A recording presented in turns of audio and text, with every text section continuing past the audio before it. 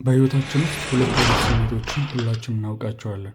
የመጀመሪያው ጠዋት ከእንቅልፋችን ስንነሳ የምናገኘው ኃይል ነው። ዛሬ ምን ልስራ? ሻይ ልጠጣ ወይስ ቡና?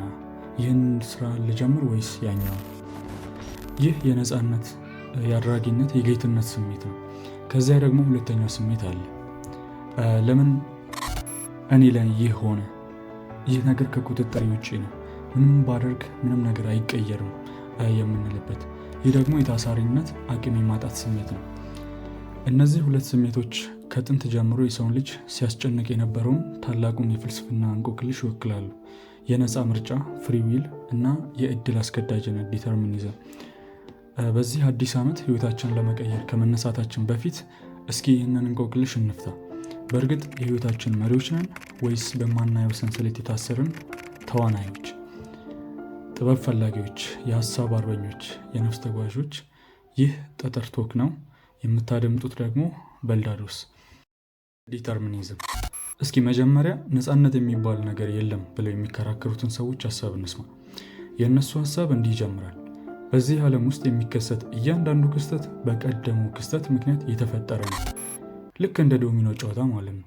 የመጀመሪያውን ዶሚኖ ስገፋው ሁለተኛው መውደቁ አይቀሬ እንደሆነ ሁሉ ሁለተኛው ሲወድቅ ሶስተኛው እያለ መጨረሻ ላይ ያለው ዶሚኖ የመውደቅ በመጨረሻው ቅጽበት በገፋው ሳይሆን በመጀመሪያው ዶሚኖ መገፋት ምክንያት ነው። አሁን ይህንን ወደ ህይወታችን እናምጣው። አንተ ዛሬ ጠዋት ቡና ለመጠጣት መረጥኩ ትላለህ። ግን እስኪ ወደ ኋላ እንጓዝ። ቡናን የመረጥከው ቡና ስለምትወድ ነው? ቡናን የወደድከው ምናልባት በልጅነትህ ወላጆች ሲጠጡ አይታ ነው። እነሱ ይጠጡ የነበረው በሀገራችን ቡና ባህል ስለሆነ ነው። የቡና ባህል የተፈጠረው አፈራችን ለቡና ተስማሚ ስለሆነ ይሆናል።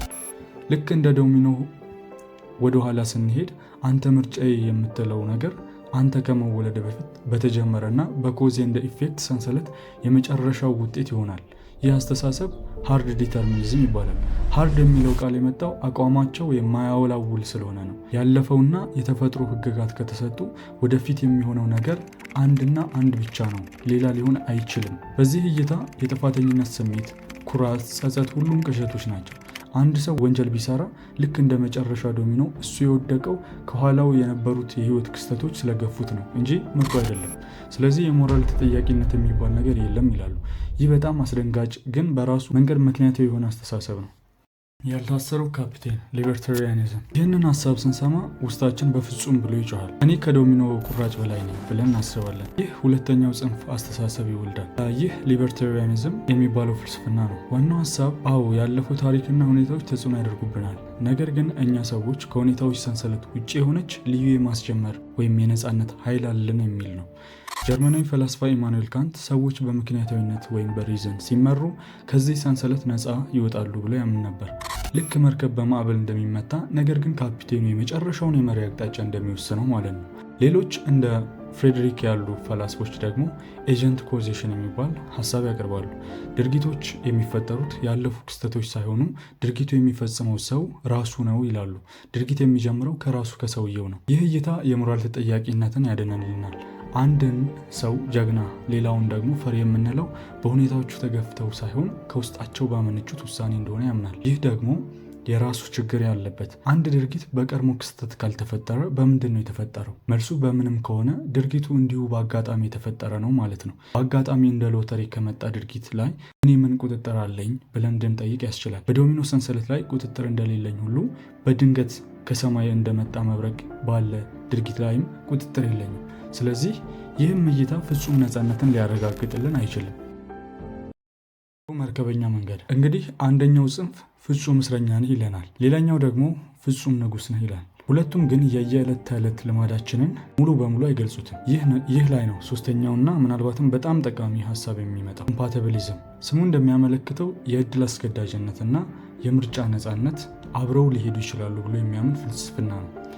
እንዴት ያሉ እንደሆነ ነፃነት የምንለውን ቃል ትርጉም በመቀየር እስኪ አንድ መርከበኛን በትልቅ ወንዝ ላይ አስቡት።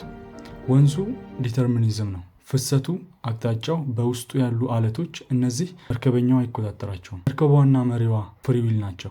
መርከበኛው የወንዙን ፍሰት መለወጥ ባይችልም በወንዙ ውስጥ ሆኖ መሪውን ወደ ቀኝ ወይም ወደ ግራ በማዞር አለቶች ማምለጥና መንገዱን ማስተካከል ይችላል። የኮምፓቲቢሊስት ፍላስፎች የሚሉት ይህንን ነው። ነፃነት ማለት የተፈጥሮን ሕግ ጥሶ መገኘት ሳይሆን በሕጉ ውስጥ የሆነው የራስን ፍላጎት መፈጸም መቻል ነው።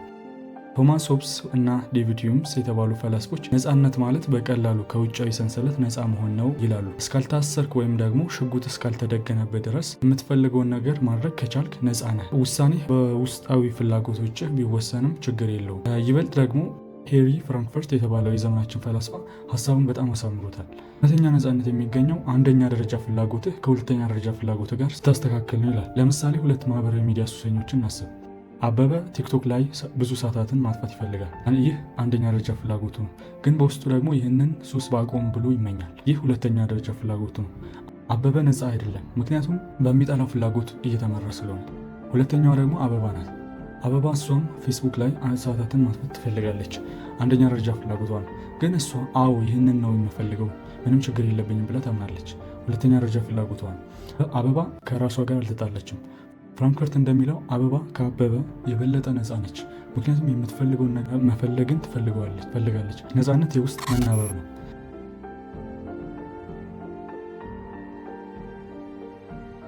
እንግዲህ ይህ ሁሉ ፍልስፍና ለአዲሱ ዓመት ውሳኔዎችን ምን ይጠቅመናል? መልሱ ያለው በገበሬው ወይም በአትክልተኛው ጥበብ ውስጥ ነው። የኮምፓቲቢሊዝም ሀሳብ በተግባር ሲገለጽ ይህን ይመስላል። አፈር ወይም ዲተርሚኒዝም። ይህ አንተ ያልመረጥከው የህይወት ክፍል ነው።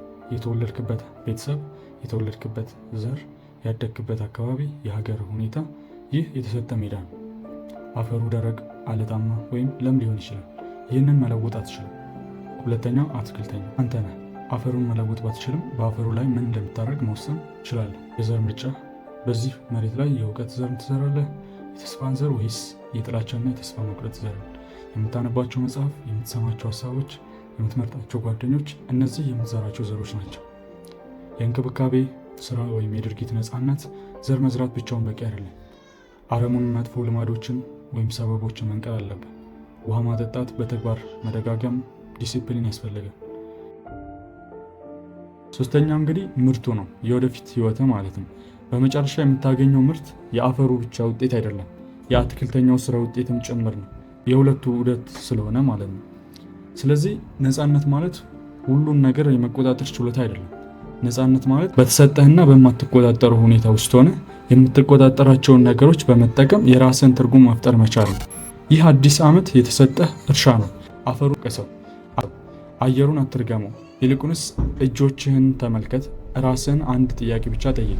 በዚህ እርሻ ላይ ምን አይነት ዘር ልዝራ?